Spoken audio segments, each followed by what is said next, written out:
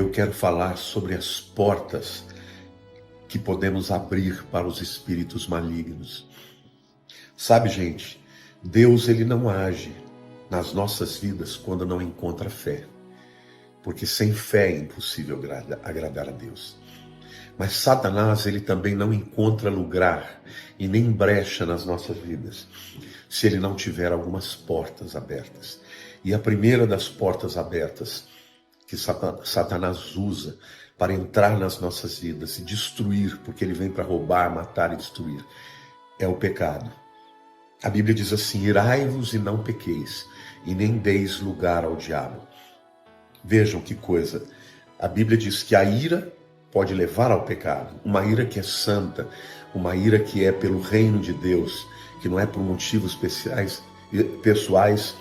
Essa ira, ela não é pecaminosa, mas aquela ira que é da carne, que é uma reação que você tem quando de alguma maneira é ferido, esta ira, ela gera o pecado. E o pecado, por sua vez, gera o lugar para o diabo. Irai-vos e não pequeis, não se põe o sol sobre a vossa ira, e nem deis lugar ao diabo. Então, queridos, o pecado é a primeira porta através da qual Satanás entra na sua vida e acaba criando brechas, né, na sua alma, no seu coração, na sua mente, no seu temperamento, no seu comportamento. E essas brechas acabam realmente permitindo que ele venha com seus demônios para oprimir, atormentar a sua vida. Então hoje eu quero orar para que algumas dessas portas abertas sejam fechadas por você e por mim enquanto orarmos. Amém? Então a primeira porta pela qual Satanás entra é o pecado. Mas a Bíblia diz que se confessarmos os nossos pecados, Ele é fiel e justo para nos perdoar os pecados e nos purificar de toda injustiça.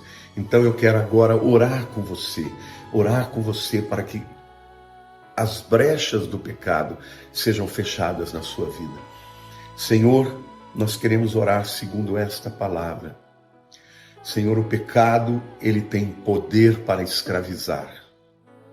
Ele primeiro vem como uma tentação, como algo aparentemente agradável, sem consequências. Mas depois, ó Deus, a Bíblia diz, o pecado, uma vez consumado, gera morte. Senhor, nós não queremos viver na morte, nós queremos viver na vida, e na vida do nosso Senhor e Salvador. Por isso, juntos, eu e milhares de pessoas, estamos aqui para confessar os nossos pecados, porque cremos que Jesus morreu na cruz pelos nossos pecados. Como diz a tua palavra, o justo pelos injustos. Como diz a tua palavra, onde abundou o pecado, superabundou a graça. Como diz a tua palavra, Senhor, todos pecaram e destituídos estão da glória de Deus. Mas a tua palavra também diz, ó Deus, que se confessarmos os nossos pecados, o Senhor é fiel e justo para nos perdoar os pecados e nos purificar. Não só perdoar, mas fazer um processo de cura, de limpeza, Deus, para que sejamos mais alvos do que a neve. Porque a tua palavra diz, Senhor, ainda que os seus pecados sejam mais vermelhos do que o carmesim, eles se tornarão brancos como a neve. Senhor, eu quero te agradecer pelo sangue precioso de Jesus, o nosso Senhor e o nosso Salvador. Querido, eu espero que você tenha confessado os seus pecados juntamente comigo enquanto eu estava orando, porque se não fez, faça agora, porque quando você confessa o seu pecado, Satanás perde a legalidade, porque diz as Escrituras que Jesus rasgou o escrito de dívida que havia contra nós. Então, quando você confessa os seus pecados, ele não tem mais pelo que acusar a mim e a você. Amém? Queridos, uma segunda porta aberta para o diabo é a amargura. Porque Satanás, ele atua nas nossas vidas, na infância, fazendo com que a gente tenha feridas, com que a gente seja desamado em algum momento, que pessoas provoquem feridas na nossa alma, por palavras, por atitudes, até mesmo por abandonos, ou talvez por abusos, e pessoas crescem feridas, amarguradas, sem ter esperança, sem ter fé, não se sentindo amadas, tendo raiva do mundo porque estão amarguradas. Mas a Bíblia diz que a raiz de amargura, ela abre uma porta para a atuação de demônios. Então, meu querido, em nome de Jesus, eu quero declarar na sua vida, você não precisa ficar totalmente amarrado a esses sentimentos.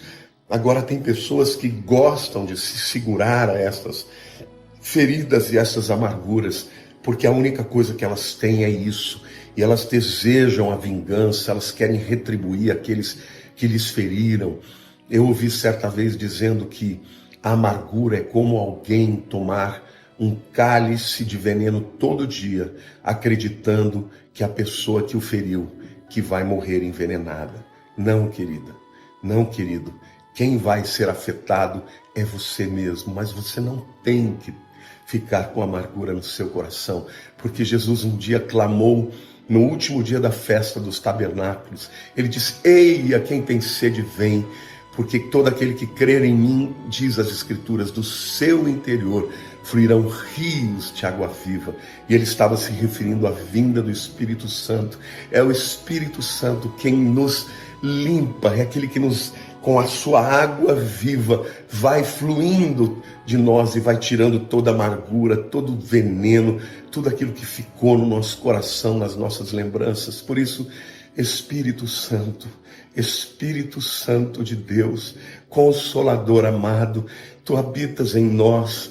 É o Senhor que, a tua palavra diz que o Senhor intercede por nós com gemidos inexprimíveis, porque nós somos fracos e não sabemos como orar, mas o Senhor intercede por nós.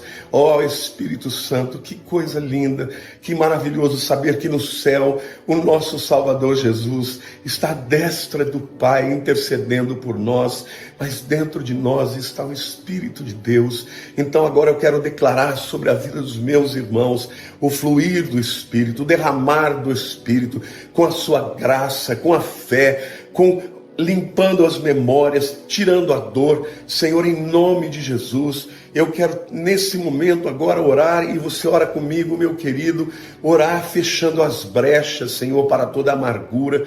Declara agora, Senhor, em nome de Jesus, eu coloco a minha amargura ao pé da cruz. Senhor, eu entrego a minha vida a Ti, Senhor, as minhas lembranças doloridas, as minhas feridas, eu abro mão da raiva, da ira, do ressentimento, porque eu quero, Senhor, andar livre, Senhor, livre. A Tua palavra diz que conhecereis a verdade vos libertará.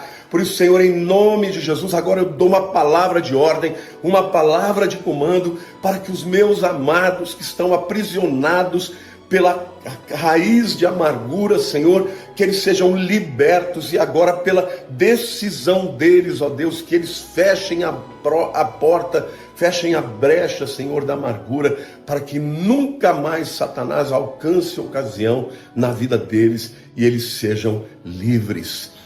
Queridos, a terceira porta que eu quero falar para vocês, que é uma porta para o inimigo, é o ocultismo. Muitas pessoas, ainda que, sinceramente, elas abrem portas para o diabo. Por quê? Porque elas consultam horóscopo, vão procurar alguém para ler a mão, para jogar cartas de tarô. São pessoas que procuram médiuns para que estejam, de alguma maneira, trazendo os seus antepassados, os seus familiares. E tudo isso é brecha, porque lá em Deuteronômio capítulo 18, a palavra de Deus diz: quando entrares na terra que o Senhor teu Deus te der, não farás conforme as abominações daqueles povos. E aí então o Senhor cita as práticas, né? Ele fala daqueles que consultam os mortos, os necromantes, daqueles que procuram os adivinhos, daqueles que vão procurar os chamados feiticeiros. E ele diz: porque aquele que pratica tais coisas, o Senhor os afasta de si. Então, meu querido, eu quero dizer que eu respeito o seu direito de crer como você crer. Eu respeito o direito de você até mesmo ter toda a liberdade de exercer a sua fé como você deseja, mas eu quero te dizer que o envolvimento com o ocultismo, ele acaba trazendo muitas brechas e consequências espirituais. Então, Pai, agora nesse momento, Eu quero orar pela vida dos meus irmãos que já tiveram envolvimento com o ocultismo, com práticas ocultas, ó Deus, que talvez até tenham objetos nas suas casas.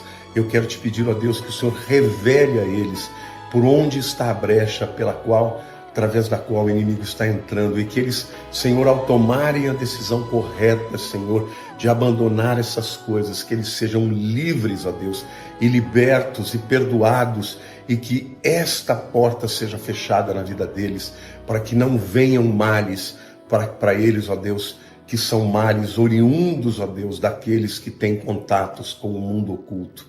Em nome de Jesus, ó Deus, limpa as casas, limpa, Senhor, as brechas, os objetos que são consagrados e que estão nas casas. Quebra todo o poder de maldição, Pai, e abençoa a vida dos teus filhos e os liberta em nome de Jesus. Amém. Deus te abençoe, meu amado. Deus te abençoe, meu querido, em nome de Jesus.